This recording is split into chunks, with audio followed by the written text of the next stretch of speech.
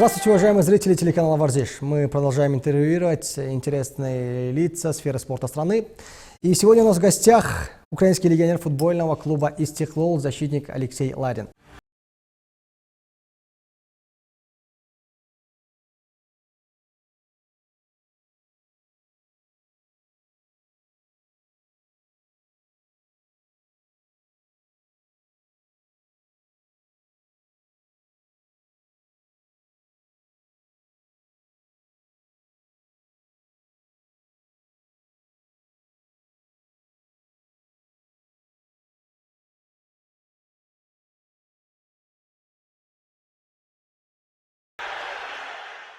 Здравствуйте, Алексей. Добро пожаловать в нашу студию. Мы знаем, вы прямиком с тренировки к нам. Сейчас очень сложный период подготовки к сезону. Как идут тренировки? Как готовитесь к сезону? В двухразовом режиме. Все как плотно. Спим, кушаем, тренируемся. И так, и так каждый день повторяется. 7 дней в неделю или же 6? Не, 6. Но сейчас это было 4 дня подряд. В таком режиме проходили тренировки.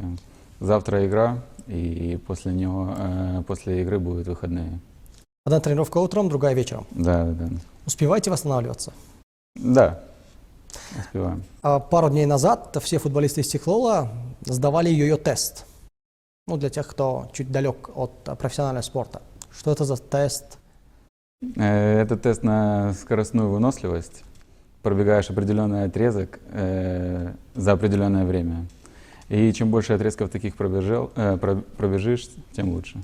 Как сдали тест именно вы? Ну, неплохо, в 7 лучших попал. А кто лидировал?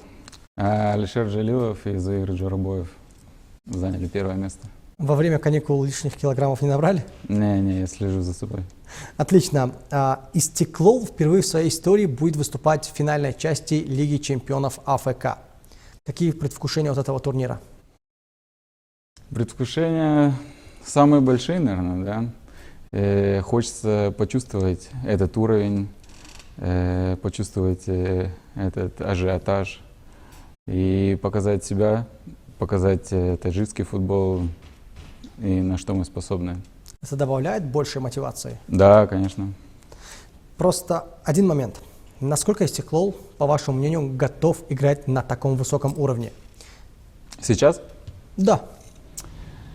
Ну, слушайте, тот результат, который был в прошлом году, да, мы берем эту игру с Локомотивом ташкентским, потом с Аль-Ахли. Но мне показалось, мы выступили довольно неплохо, даже хорошо. Где-то не повезло нам в матче с Аль-Ахли. Но мне кажется, в принципе, готовы. Матч с Аль-Ахли, да. Истеклол было видно, что выложился на все 100%. Но все дело в том, что Лига чемпионов не состоит из одного матча. Это круговой раунд в группе. Если посмотреть на соперников Истеклола по группе, вы уже знаете, да, с кем будете выступать, это сам Аль-Хиляль из Саудовской Аравии. Даже если не обращать внимания на титул этой команды, просто посмотреть на состав и кто там играет. Бафетемби Гамис, Себастьян Джовинко. Да, большие игроки с большим опытом. Действительно, наверняка Истеклолу будет тяжело в связи с отсутствием опыта выступления в таких турнирах. И тем более мы за 2 недели должны будем сыграть 6 игр. Это, я думаю, это скажется под конец дистанции. Но я уверен, мы будем каждую игру выкладываться на все 100 и думать только о лучшем.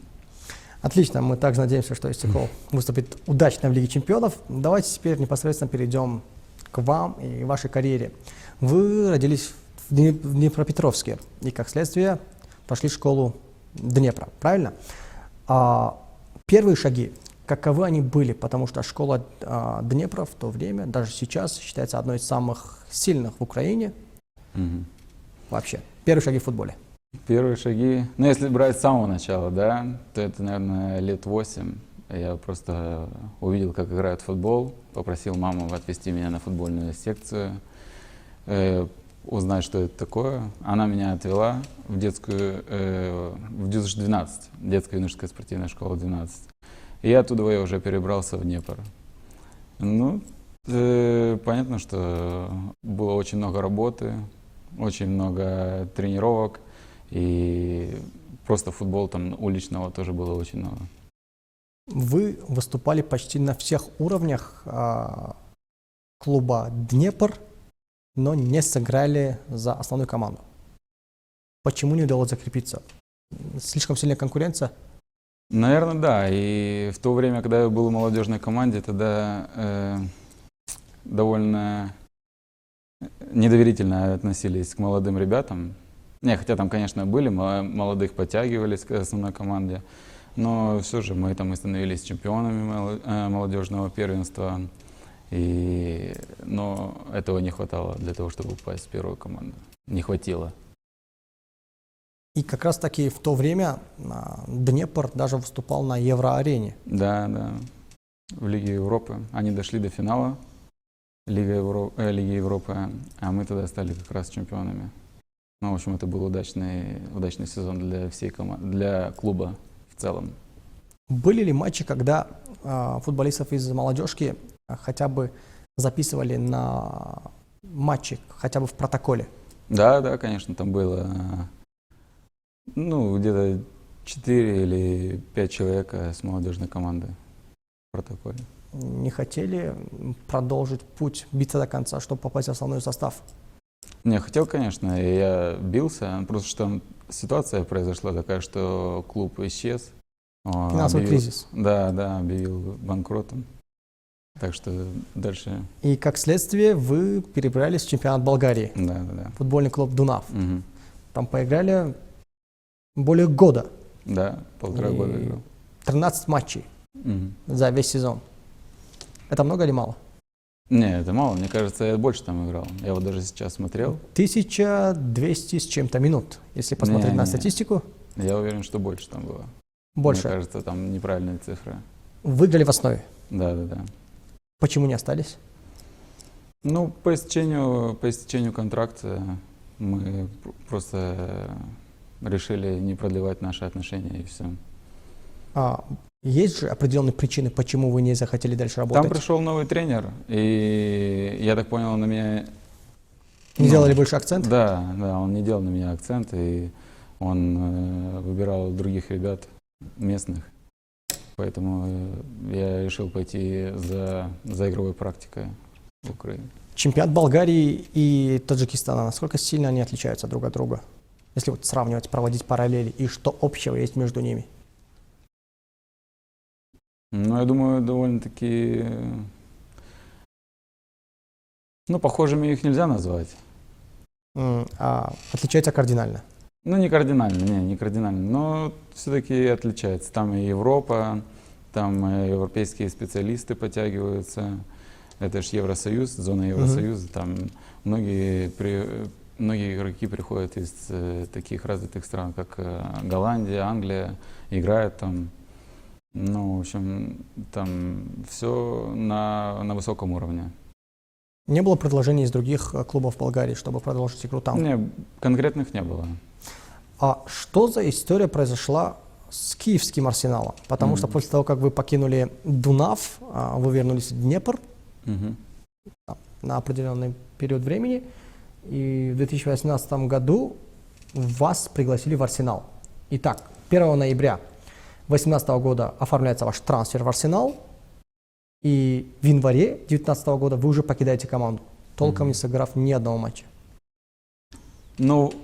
Изначально Арсенал Киевский в высшей лиге, вот этот Арсенал Киевский, он, как бы сказать так помягче, был ошибкой, грубо говоря. А если пожестче? Я думаю, я хорошее слово подобрал, потому что там совсем были проблемы с финансированием, с организацией, с административными вопросами. И, в общем, за то время, которое я там находился, все шло по накатанной вниз. И наряду с предложением со стороны Истихлола, были ли еще конкретные предложения со стороны других клубов для продолжения карьеры? Да, я мог там в Узбекистане продолжить карьеру. Я туда приезжал, но мне там не понравилось. А почему? я приехал в не очень хороший город, и вообще я себя чувствовал там некомфортно в самой команде. Хотя ребята ко мне хорошо относились. Какой клуб, если не секрет? НАСАФ. НАСАФ. Да, да. Я приехал туда, и, ну, ребята вообще отлично там, хорошо. Ну, не знаю, вот я себя чувствовал прям не в своей тарелке, знаете. И прям в это время, когда я там находился, я связался с Искандаром Джалиловым, которым был ранее знаком в Дунове. И он мне предложил такой вариант. Я приехал, на меня посмотрели, и все. То есть с Истиклолом вас связал Искандар Джалилов. Да, да, да. Как проходила процедура подписания контракта? То есть просто позвали? Ну, мы как-то посмотрим? поддерживали связь с Искандаром. Он там рассказывал, как у него футбольные дела идут, я рассказывал, как у меня. И вот таким образом он мне сказал, что есть такой вариант. Приезжай, посмотришь, сказал, что там да как. И я решил попробовать в Истиклол. Перед приездом в Таджикистан, насколько много вы знали о нашем футболе? На футболе, наверное, очень мало. Но я же еще в Дунове был уже еще Нуридин Давронов. И как я приехал вот на сборы в болгарскую команду, они проходили в Турции, я жил с ним в комнате. И он мне как раз рассказывал про то, как команда Истиклол добивалась финала Кубка АФК. Кубка АФК. Алексей, что больше всего вас удивило в Душанбе, в Таджикистане, в новом клубе? Ну, так сразу и не скажешь, что именно так удивило. Что сразу бросилось в глаза, так скажем? В клубе или в городе? В целом. В целом. Ну, мне можно и в клубе, и в городе. Да, мне понравился город. Изначально хорошее впечатление производит Душанбе.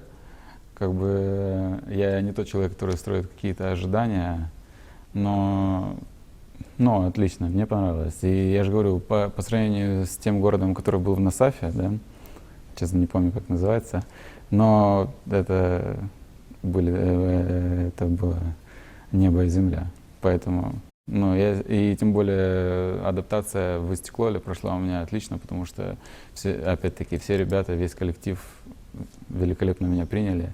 И тем более я знал и Нуриддина, и Искандара.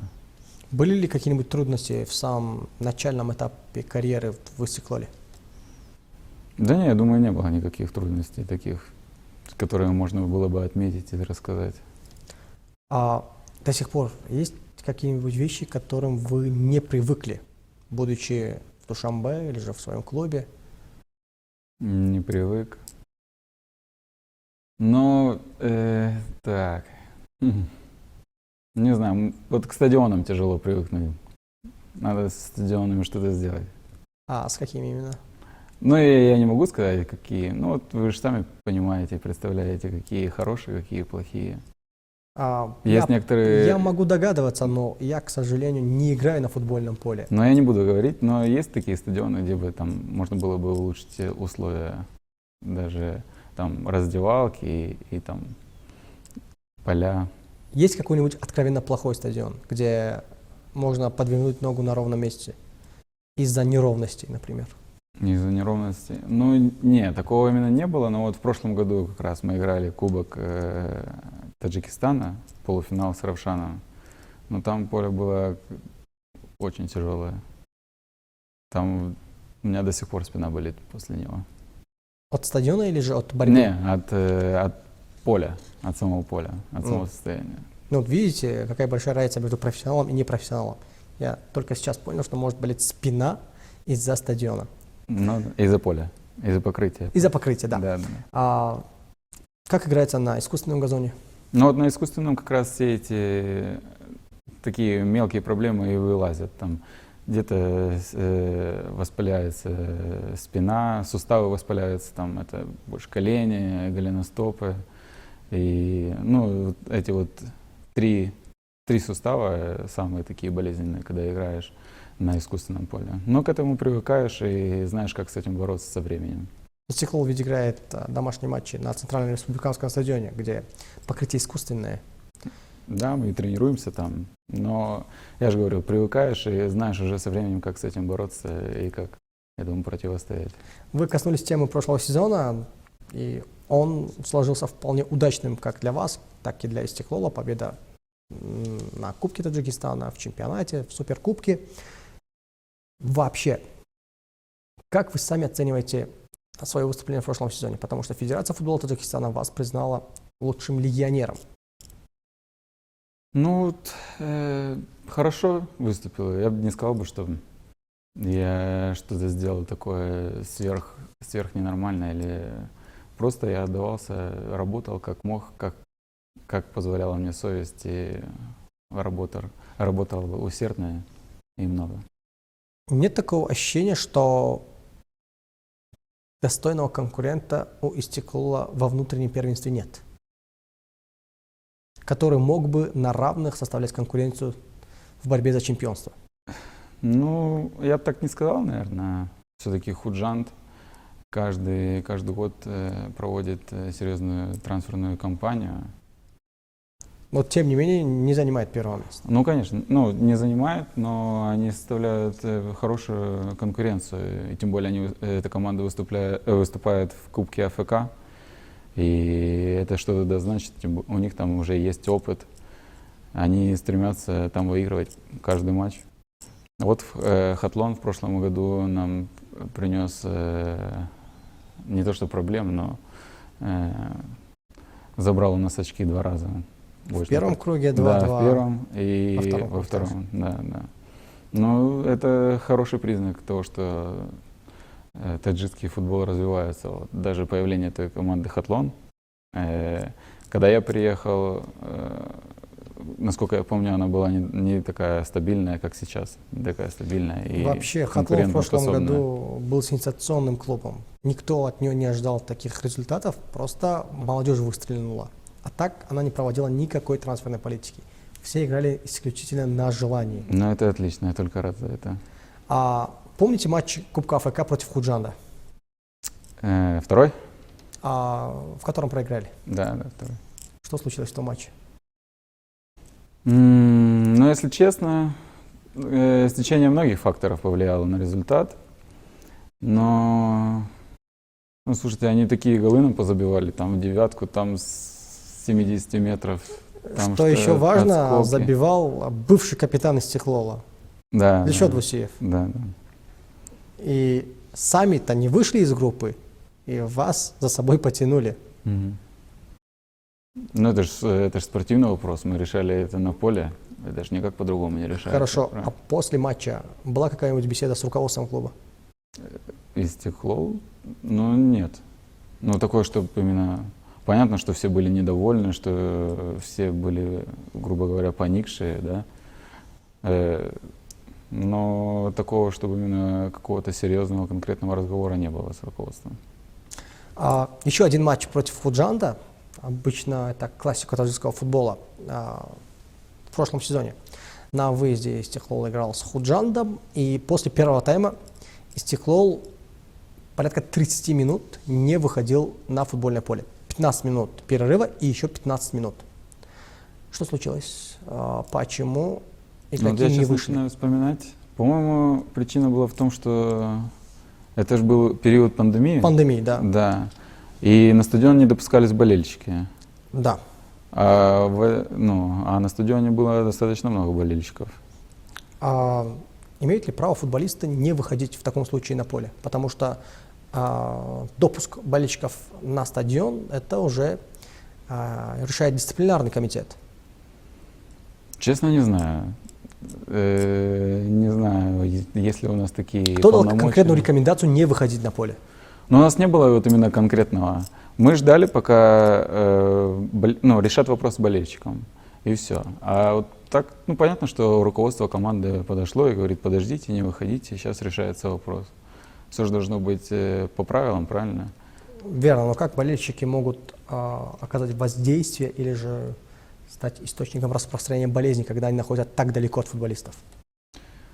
Я не врач, я не слишком много знаю про коронавирус, но все равно. Дистанция очень большая между футболистами, которые на поле, и болельщиками, которые сидят. Не думаете, что не совсем правильно было не выходить? Я же вам говорю, это была наша не жесткая позиция. принципиальная. Мы не будем выходить, пока никого не будет. Как раз таки менеджер «Стекло» так и заявлял, когда вы покидали поле. Я был на стадионе. Да? Да. Я, честно, ничего не знаю. Но вот со мной таких разговоров, и я таких разговоров не слышал.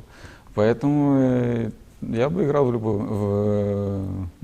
при любых обстоятельствах. Отлично. Худжанд отметили, против какого еще клуба вам сложнее всего играть? В Таджикистане? Да.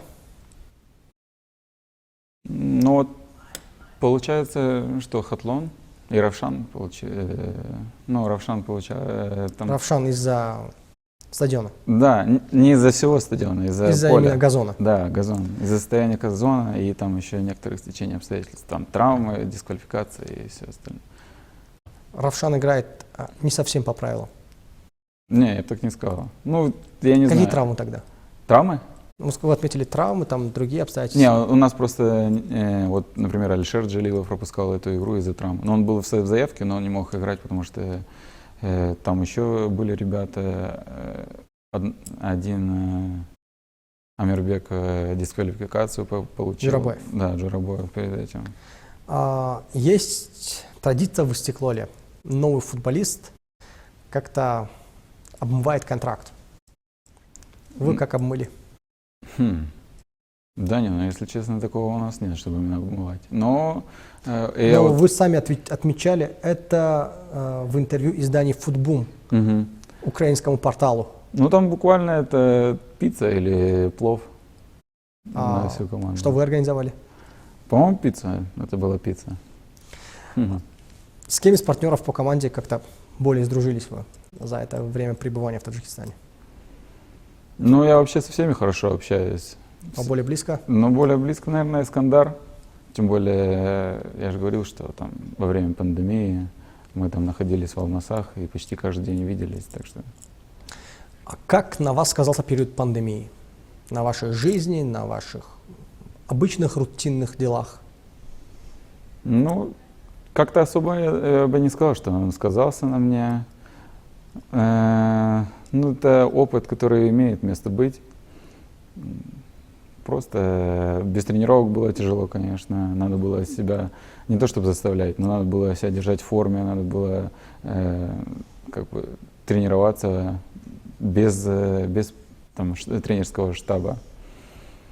Так что, особо никак не повлиял. А вам не кажется, что во время пандемии внимание украинских СМИ на вас и на других украинских легионерах чемпионата Таджикистана было приковано больше, чем обычно? Ну, конечно, да, было. Со мной связывались украинские телеканалы футбольные, которые считаются большими в Украине. И я им рассказывал, что да как проходят матчи чемпионата Таджикистана, пока у них пауза. Отлично. Самый запоминающийся момент за 2 года в Таджикистане? Это может быть, я не знаю, позитивная история, может быть, что-то негативное. Ну вот, вы знаете, вот сейчас мы были в студии, осматривал я студию и вижу плакаты вот с болельщиками, да, и очень было приятно играть матчи АФК домашние, и особенно их выигрывать, потом делить радость это с болельщиками, это очень, очень приятно и запоминающиеся воспоминания. Так что я думаю, сюда можно внести все матчи Кубка АФК домашние. И даже выездные, многие приезжали из Таджикистана болеть за нас. Это очень приятно. Но сейчас, особенно сейчас, все познается в сравнении, да, можно так сказать. Особенно сейчас без болельщиков, так это вообще. Ты только можешь и жить воспоминаниями. Но благо говорят, что уже к новому сезону болельщиков будут допускать на стадионы. Дай бог. А был ли какой-нибудь неприятный инцидент во время матчей за пределами футбольного поля? У нас футболисты, так скажем, темпераментные, могут что-то сказать, как-то.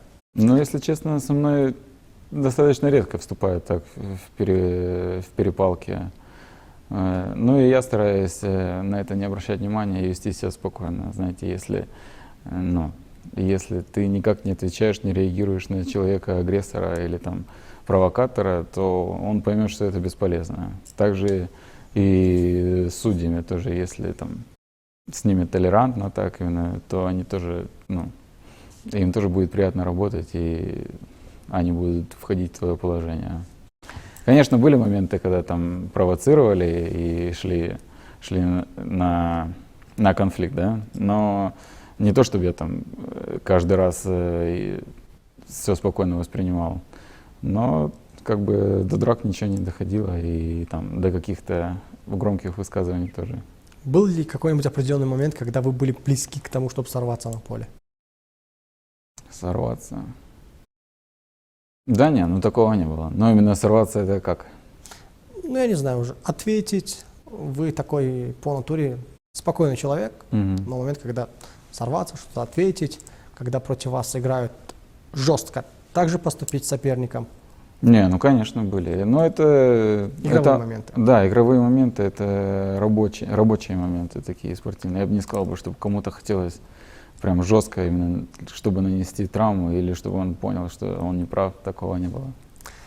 Для любого защитника есть нападающий в стане соперников, против которого играть сложнее всего. Есть ли такой нападающий в чемпионате Таджикистана? Не, я думаю, ну я бы не мог бы выделить кого-то одного. Честно говоря, сейчас никто не приходит на ум. Думаю, нет такого. Нет. Все со всеми в равной степени тяжело, потому что вы понимаете, что каждая команда настраивается на Истиклол по-особому, и, ну, и каждый игрок просто отдает всего себя, но и со всеми приходится нелегко. Я бы так сказал. После завершения сезона 2020, вполне удачного, были ли какие-то предложения по трансферу, конкретные предложения к вам? Не, конкретных предложений не было, вот так, чтобы говорили, контракт есть такое. Некоторые агенты выходили на меня, я с некоторыми связывался, они просто говорили, просто говорили, есть такой вариант, но это каждый футболист понимает, таких агентов всплывает, знаете, сколько за межсезонье с такими вариантами. Но вот до конкретики не доходили. Но только вот Истиклол. Каким вы видите свое идеальное будущее в футболе? Идеальное будущее в футболе. Ну, прям, чтобы идеальное, чтобы... Ну, каждый футболист, наверное, с самых малых лет мечтает, что вот я буду играть там-то, с тем-то. Ну да, не, конечно, хотелось бы, мечта, может, наверное, такая вот, играть за сборную и выступать на самом высоком уровне, как можно дольше. Это Лига чемпионов. А за какой клуб вы сами болеете? Ну, я болею за Барселону. За Барселону. Да. И наблюдаете за матчами? Да, в последнее время они не радуют меня. Как думаете, прямо сейчас нужен Барселоне защитник Алексей Ларин? Потому что в защитной линии огромные проблемы и дыры. Прямо сейчас? Не, я думаю, не надо. У них и так проблемы, там нормально. Да, хорошая ирония. А вообще о чем мечтает Ларин? Да, вот мечта добиться чего-то со сборной Украины. Ну, это вот прям такая мечта, чтобы именно как мечта. Попасть в сборную Украины довольно-таки тяжеловато, да? Да, тяжеловато.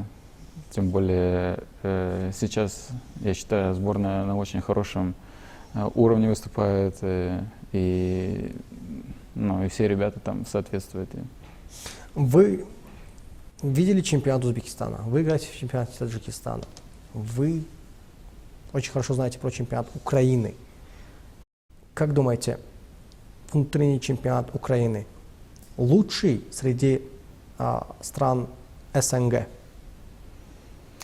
Не только среди стран СНГ, я имею в виду среди всех постсоветских стран. Так, ну я думаю, тут надо Украину сравнивать только с российским чемпионатом, да. Ну вот я не знаю, по каким критериям сравнивать. Если сравнивать по критериям команд, которые выступают в Еврокубках, то сейчас у Украины 2 команды, у России ни одной. Ни одной. Но мне кажется, что все-таки чемпионат России сейчас повыше будет. Там и инвестиции побольше, именитых людей, специалистов много приглашается. Так что в целом чемпионат России, я думаю, получше.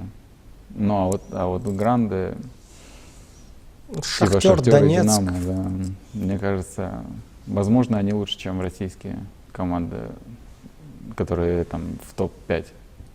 Возможно, но это нам показывают результаты Еврокубков. Если бы был вариант перейти в один из любых украинских клубов, куда бы вы перешли? Ну, мне нравится Шахтер, игра Шахтера, я хотел бы там играть. Они играют такой более европейский футбол. Да, европейский, комбинационный. Отлично. Мы поговорили обо всем, а теперь давайте составим символическую сборную мира по версии Алексея Ларина по схеме 4-3-3. Мгм. Будем называть футболистов и говорить, почему я выбираю именно него. Но это, я думаю, можно всех времен, да? Футболистов Всех времен. Мгм. Всех времен и народов. 4-3-3. Так, на воротах. Слушайте, ну я в то время, когда я начал так плотно интересоваться футболом, когда это прям, ну, было большей частью моей жизни, конечно же, я болел за Милан, как многие украинские ребята, за Шевченко. за Шевченко, да. Ну и вообще тогда же Милан был легендарный. Да и сейчас он легендарный, просто настигли очень сложные времена. Не, конечно, да. Но историю не переписать, конечно, они легендарные. Так что, я думаю, многие будут из Милана. Хотя, ну вот на воротах Дида, я думаю. Со шрамом. Да, лицо со шрамом. В защите, в центре защиты это Мальдини будет. И дайте угадаю, Неста. Не, кстати, не. Ну вот очень тяжелый вопрос, но я для разнообразия все-таки поставлю туда Рамоса, потому что Серджио сейчас... Он же Просто. по поведению на поле полная ваша противоположность. Да, но он мне не нравится, но я же не могу его, я же его характеризую как спортсмена, а как футболиста он вообще великолепный, то есть его все действия на поле. Но человеческие качества же человеческие, тоже да. нужно учитывать. Ну, мы же сделаем символическую сборную, правильно, а не то, кто мне нравится, Ясно. и кого я в друзья возьму. Согласен. По краям. По краям, справа Кафу, Дальше. так, слева, наверное, Марсело. Угу. Значит, линия Реала Милановская. Да, я вот тоже сейчас так подумал. На подсознательном уровне. Наверное, да. Но я ж объективно, я ж не могу. Да, объективно. Полузащитники. Да, полузащитники это Иньеста, Хави.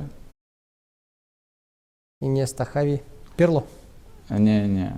Ну и Бускетс, наверное, потому что это было, мне кажется, не зря считают Барселону Гвардиолы самой лучшей в истории. Ну, это есть такое мнение. И, как говорится, если хочешь, ну,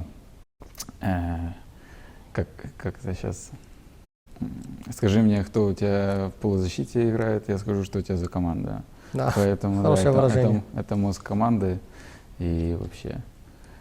Ну, а получается, справа, это мы же троих уже полузащитников Да, выбрали, теперь да? троих нападающих. Теперь троих нападающих. Это будет... Можно сразу вопрос? Это будет банальное по краям Месси, Роналду или... Не.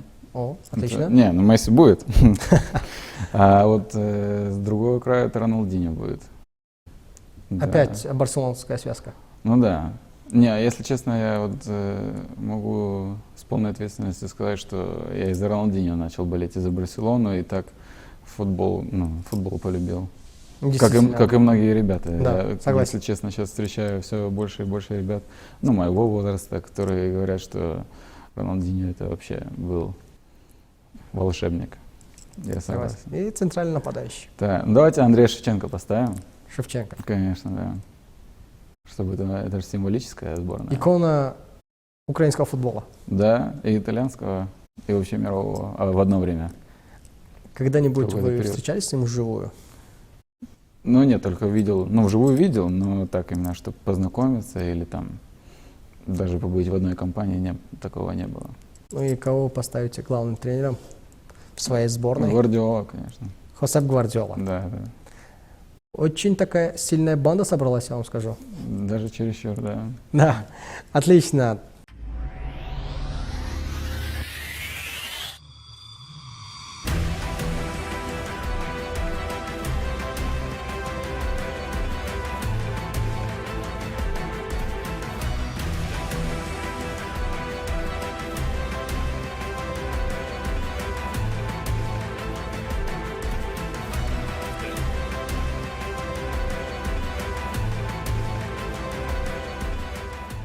Да, Алексей, спасибо вам большое за отличное интервью. Я думаю, что сейчас футбольные болельщики Таджикистана, которые знали о вас исключительно как о футболисте, много узнали про вас как личность.